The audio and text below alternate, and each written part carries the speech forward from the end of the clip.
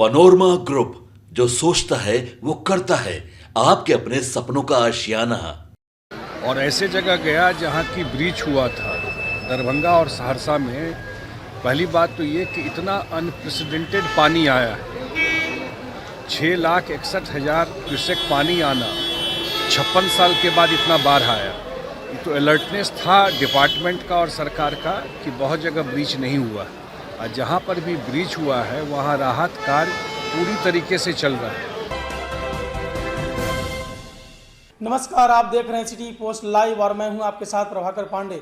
आपको बता दें कि बिहार में अभी भी बाढ़ की स्थिति बहुत ही दयनीय है और इसके कारण बहुत जगहों पर अभी भी वहां बहुत ज़्यादा समस्या हो रही है और केंद्र सरकार इस पे पूरी तरह से मुस्तैद है और वहां एयरफोर्स भी लगा दिया गया है। जहां जहां चारों तरफ पानी से घिरा हुआ गांव है, वहां के लोगों को एयरलिफ्ट के द्वारा सुरक्षित जगहों पर पहुंचाया जा रहा है। इस पूरे मुद्दे को लेकर क्या कुछ कहते नजर आ रहे हैं जदयू के राष्ट्रीय कार्यकारी अध्यक्ष संजय झा। पहले आप ये सुने। हो मधुबनी हो, ये तमाम जो इलाके हैं बाढ़ प्रभावित है, आप खुद उधर से आते हैं, अभी की स्थिति किस तरह से? क्योंकि लगातार जो बाढ़ प्रभावित लोग हैं वो कह रहे हैं हमारे पास किसी भी तरह का राहत सामग्री नहीं। मैं तो कल खुद गया और ऐसे जगह गया जहाँ की ब्रीच हुआ था, दरभंगा और सहरसा में।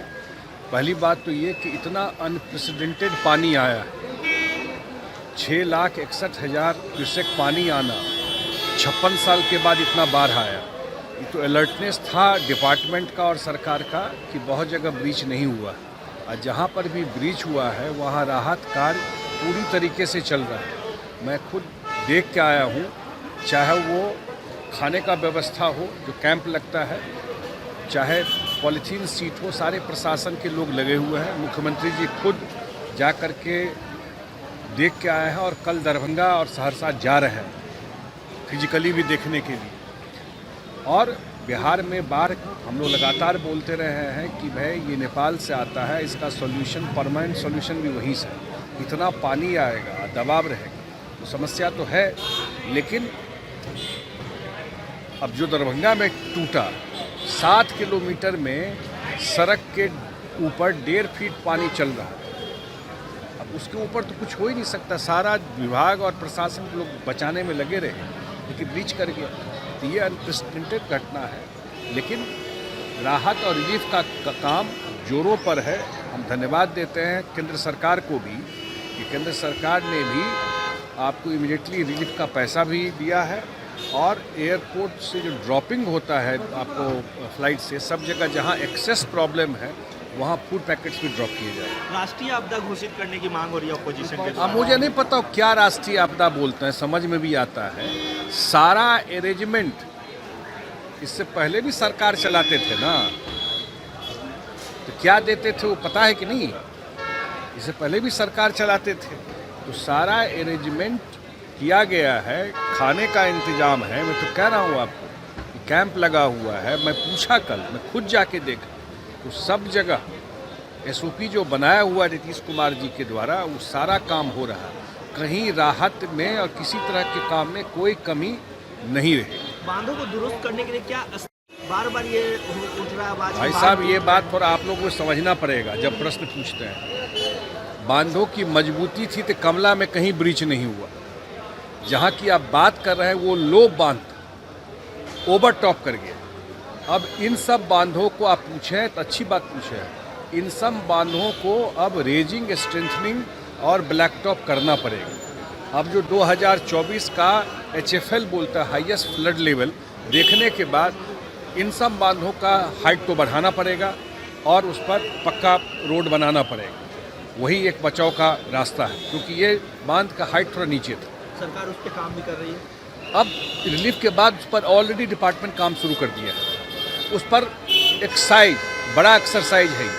मैंने कहा ये सारा काम था, इसीलिए इतना पानी के बाद भी आप तो एक साइड देख रहे हैं कि टूट गया, इतना जगह जो बचा, और लोगों, क्योंकि जान माल का बहुत डैमेज नहीं हुआ लोगों को, लेकिन जहाँ मैं गया भूगोल गांव में, सारा घर डूबा हुआ था, बड़ा डैमेज है वो। लेकिन अनप्रेसिडेंटेड पानी आ गया था, क्योंकि कोसी में जो बराज है, ये भी इम्पोर्टेंट चीज़ है। बराज का एक लाइफ हो गया है, और जितना पानी आया था वो बराज के स्लैब को टच कर रहा था, या उसमें जो फ्लो होता था तो पानी बराज के ऊपर तक आ गया। तो इसका मतलब बराज को भी आगे देखना पड़ेगा कि बराज को कैसे दुरुस्त रखा जाए, ये भी एक चैलेंज है आगे इसमें।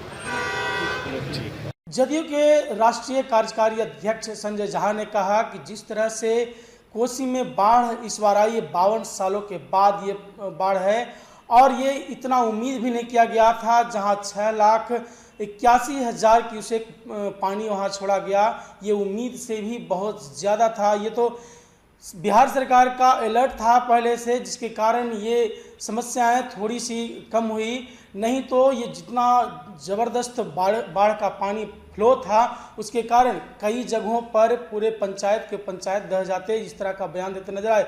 उन्होंने कहा कि बहुत ही खराब स्थिति थी और जिस तरह से कोसी पर जो बांध बना हुआ है ये नेपाल से बातचीत कर उसको और भी ऊंचा और मजबूत बनाया जाएगा, क्योंकि उस बांध की उम्र भी काफ़ी हो गई है, जिसके कारण इस बाढ़ के पानी से वो बांध टूटने के कगार पर था। इस तरह का बातें कहते नजर आए। उन्होंने कहा कि जिस तरह से केंद्र सरकार और बिहार सरकार लगी हुई है, ये मुस्तैदी के साथ लगी हुई है और जहां जहां बाढ़ राहत शिविर लगाया गया है वहां भोजन की भी उत्तम प्रबंध है, साथ ही साथ मेडिकल सुरक्षा भी दी जा रही है और स्वयं इसमें हस्तक्षेप केंद्र सरकार कर रही है।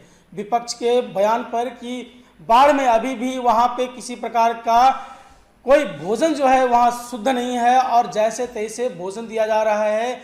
पप्पू यादव ने भी सरकार पर हमलावर होते नजर आए हैं। इस पर संजय झा ने कहा कि बाढ़ की स्थिति पहले भी आती थी और कोसी के बारे में कौन नहीं जानता है कि कोसी के कारण बिहार अस्त व्यस्त रहा है, लेकिन जिस तरह से सरकार पहले के सरकार इस बाढ़ के लेकर जितना अग्रसर थी उससे ज़्यादा नीतीश कुमार और केंद्र सरकार नरेंद्र मोदी की सरकार अभी मुस्तैदी से काम कर रही है और उस तरह से जो बयान दे रहे हैं बहुत ही तुच्छ बयान है, क्योंकि हम लोग भी देखते थे कि क्या स्थिति होती थी बिहार में जब बाढ़ की स्थिति बनती थी उत्तर बिहार में, और आज की स्थिति दोनों में तुलनात्मक जो बात करेंगे तो ये बहुत ही सरकार मुस्तैदी के साथ खड़ी है, लोगों के साथ। ये बातें कहते नजर आए जदयू के राष्ट्रीय कार्यकारी अध्यक्ष संजय झा। तो क्या कुछ कहते नजर आए मैंने आपको सुनाया।